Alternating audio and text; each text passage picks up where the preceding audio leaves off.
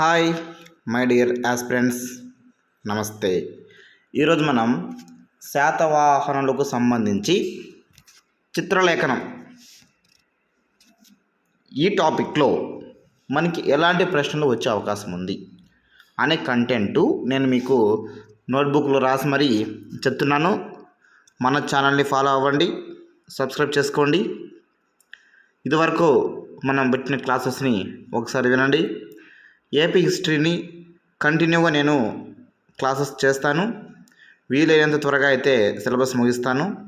మీరు చేయాల్సిందల్లా ఒకటే, డైలీ క్లాసెస్ వినండి, ఓకేనా? ఓకే, ఇక మన శాతవాహనుల యొక్క చిత్రలేఖనం గురించి పరిశీలన చేస్తే,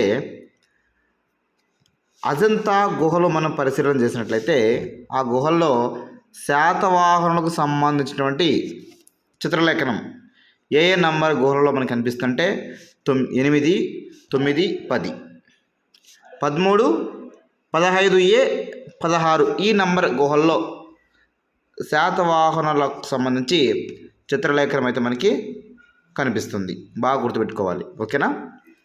మరి ఈ యొక్క అజంతా గుహలలో బుద్ధుని యొక్క జీవిత కథలను కూడా చిత్రలేఖనంగా అయితే చెక్కారు.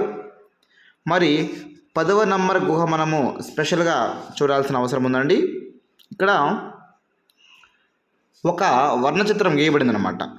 అది ఏ వర్ణచిత్రం అంటే శ్వేత గజ శాతక కథ. శ్వేత గజ శాతక కథ అనేది ఒక వర్ణచిత్ర ఆకారంగా మనకైతే కనిపిస్తుంది అనమాట.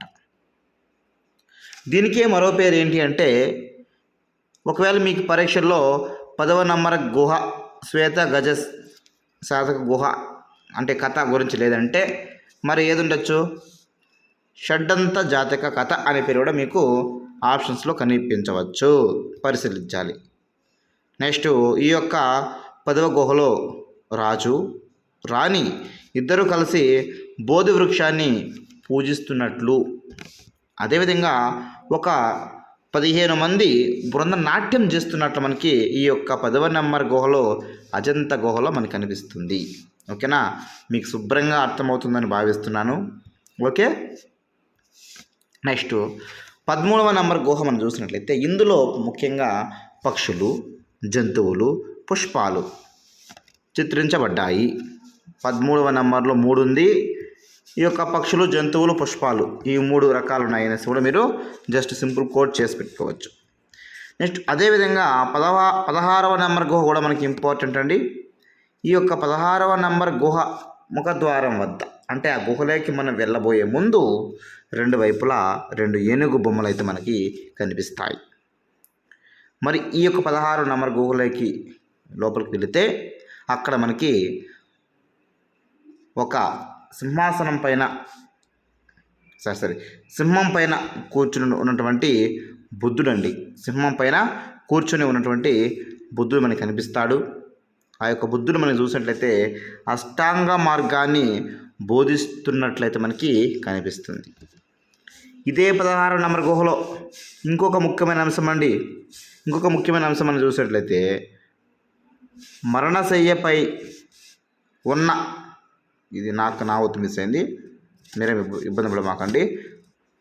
మరణశయ్యపై ఉన్న సుందరి అనే రాజకుమారి చిత్రం కూడా ఉంది.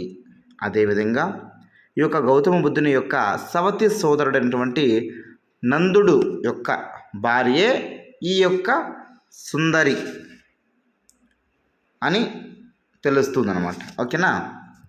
అదేవిధంగా శాతవాహనుల కాలం నాటి రామాయణం, మహాభారత, పురాణ గాథలు కూడా ఈ యొక్క శాతవాహనుల యొక్క ప్రజలు వారి ఇంటి గోడలపైన చిత్రించుకునే వారిని మనకి గాథా సప్తశతి, హాలుడు రాసినటువంటి గాథా సప్తశతి ద్వారా మనకి తెలుస్తుంది.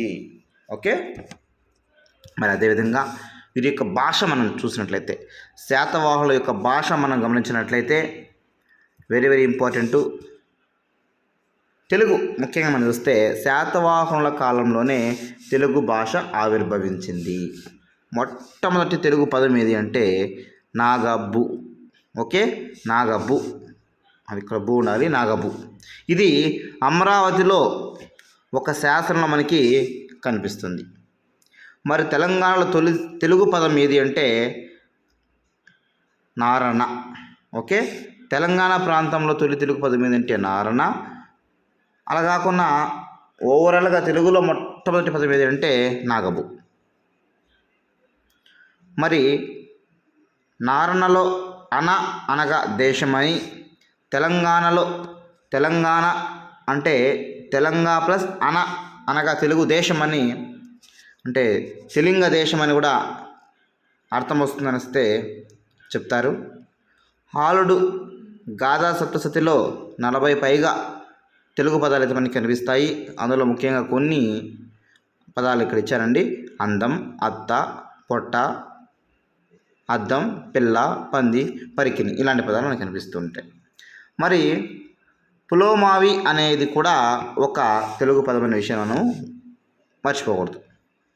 దీనికి మరొక అర్థం ఉందండి, స్కందుడు, కార్తికేయుడు అని కూడా అర్థం ఉంది. ఓకే, మరి ప్రాకృత భాష మనం చూసినట్లయితే శాతవాహనుల కాలంలో ఈ యొక్క ప్రాకృత వీళ్ళు ముఖ్యంగా పరిపాలన, వ్యవహార, లిఖిత, రాజభాషగా అయితే ఈ 4 అంశాలండి. పరిపాలన భాష కావచ్చు, వ్యవహార భాష కావచ్చు, లిఖిత భాష కావచ్చు, రాజభాషగా ఈ యొక్క ప్రాకృతం అయితే ఉంది. నెక్స్ట్ సంస్కృతం గురించి మనం గమనించినట్లయితే కుంతల శాతకర్ణి కాలంలో సంస్కృతం అనేది అభివృద్ధి చెందింది. ఇది ఇంపార్టెంట్ అండి. మరి ఇక్కడ సంస్కృతంలో ఒక వ్యాకరణ గ్రంథం కూడా వీరి కాలంలో రాయబడిందండి. దాని పేరు కాతంత్ర వ్యాకరణం. రాసింది ఎవరంటే శర్వవర్మ. అదేవిధంగా ఆచార్య నాగార్జునుడు కూడా సంస్కృతంలో ఎన్నో గ్రంథాలు రాశారండి. ఇతను ఎవరి సమకాలికుడు అంటే యజ్ఞశ్రీ శాతకర్ణి యొక్క సమకాలికుడు. మరి ఆచార్య నాగార్జునుడు మాధ్యమిక శాస్త్ర అనే గ్రంథాన్ని రచించి దానికి మళ్ళీ తానే ఒక వ్యాఖ్యానం రాశారు. ఆ వ్యాఖ్యానం ఏంటి అంటే అక్కుతో భయం. ఓకే, దీన్నే కొన్ని పుస్తకాలు మనకి ఆకుతో భయం అని కూడా కనిపిస్తుంది. మీరు కన్ఫ్యూజ్ అవ్వాల్సినటువంటి అవసరం లేదు. మరి ఇంకొన్ని గ్రంథాలు మనం చూసినట్లయితే ఇక్కడ ఇండికా గ్రీక్ భాషలో ఉంది. మెగస్తనీసు తన ఇండికా గ్రంథంలో 30 దుర్గాలు ఉన్నాయని పేర్కొన్నాడు. ఓకేనా, ఆంధ్రాకి పెద్ద సైనిక బలం ఉంది, అంటే దాదాపుగా 1,00,000 పదాతి దళం ఉందనేసి అయితే ఈ యొక్క ఇండికా గ్రంథంలో మెగస్తనీస్ పేర్కొన్నాడు. ఆంధ్రుల గురించి ప్రస్తావించినటువంటి తొలి విదేశీ గ్రంథం ఏదైనా ఉందంటే ఇండికా. మెగస్తనీషు ఇండికాలో ఏం చెప్పారంటే భారతదేశంలో బంగారు పుట్టలు పెట్టే చీమలు ఉండేవని కూడా తెలిపాడు. ఇకపోతే చుల్ల కళింగ జాతకం. మరి ఇందులో ఏముందంటే దంతపురం రాజధానిగా పరిపాలన చేస్తున్నటువంటి కళింగాధీసుని పైన అస్మాక రాజు విజయం తెలుపుతుంది. ఇక్కడ అస్మాక రాజు అంటే ఎవరంటే శాతకర్ణి 1. ఈ శాతకర్ణి 1 వెళ్ళి కళింగాధీసుడు అంటే కారవేలుడిని, ఓకేనా, అతనిపై యుద్ధం చేశారు అనేసి ఈ యొక్క చుల కళింగ జాతకము తెలుపుతుంది. ఇకపోతే ఇంకొన్ని ముఖ్యమైన అంశాలు ఇక్కడ నేను రాశానండి. ఇవన్నీ కూడా ఒకసారి చూద్దామా. ఓకే, భారతదేశంలో భాగవత మతం ఉన్నట్లు తెలిపే శాసనము బేస్నగర్ శాసనం. కనహ అంటే త్రవించినటువంటి కనిహేరి శాసనంలో ముఖ్యంగా మనం చూసినట్లయితే మహామాత్ర అనే పదం కనిపిస్తుంది. కనహ అంటే కనహ యొక్క ఉద్యోగ ఈ యొక్క మహామాత్ర అనే విషయం గుర్తుపెట్టుకోండి. ఈ యొక్క పదం ఆధారంగా వీరు మౌర్యులకి సామంతులు అని కూడా మనకి తెలుస్తుందండి. ఏ పదం అండి? కనహ అనే పదం ద్వారా. నానఘాట్ గుహలో శ్రీముఖుని, కనహ, నాగానిక, త్రణికైర యొక్క ప్రతిమలు అయితే వేయించింది ఎవరంటే వేదశ్రీ. మహారథులు అంటే పదవి వంశపారపర్యంగా వస్తుంది. వీళ్ళు పన్నులు వసూలు చేసుకోవచ్చు, మరి రద్దు చేసే అధికారం కూడా వీళ్ళకి ఉందన్నమాట. మహాభోజులు అంటే ఈ యొక్క పదవి కూడా వంశపారపర్యంగా వస్తుంది. మరి వీరి శాసనాల్లో చక్రవర్తుల పేర్లు అయితే ఉండవు, స్వతంత్ర హోదా కలిగి ఉంటారు ఈ యొక్క మహాభోజులు. నెక్స్ట్ రాజులు అయితే చిన్న చిన్న రాజ కుటుంబాలకి చెందిన వారై ఉంటారు. కుబేరక రాజు పేరు చెక్కినటువంటి అస్థికల భరణి బట్టిప్రోలు అయితే లభించింది. ఓకేనా. ఆ యొక్క కుబేరిక రాజు పేరు చెక్కినటువంటి ఈ యొక్క అస్థికల భరణి ఎక్కడ లభించిందంటే బట్టిప్రోలులో లభించింది. ఇకపోతే కొన్ని మిస్ అయిన ఇక్కడ రాశాను నేను మొత్తం. మన లెసన్లో ఏదైనా ఒకటి మిస్ అయ్యంటే అవి సేకరించి మళ్ళీ ఇక్కడ రాశాను. 14 అంటే రాగి ప్లస్ తగరం ప్లస్ వెండి ఈ యొక్క మిశ్రమాన్ని 14 అంటారనమాట. ఆర్యదేవుడి యొక్క రచన ఏది అంటే చిత్తశుద్ధి ప్రకరణ. ఇది సంస్కృతంలో రాయబడి ఉందన్నమాట.